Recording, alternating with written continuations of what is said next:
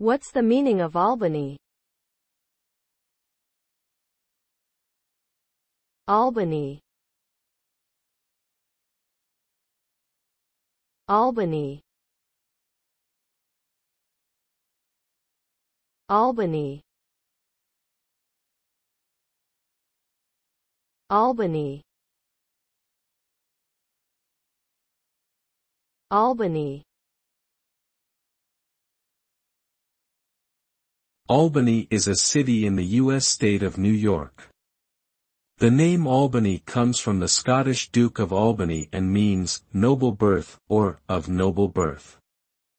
The city of Albany is the state capital and has a rich history, dating back to its founding in the 17th century.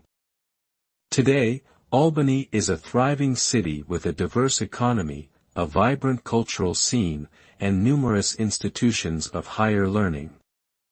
It is also home to many historic landmarks and tourist attractions, including the Empire State Plaza and the New York State Capitol Building.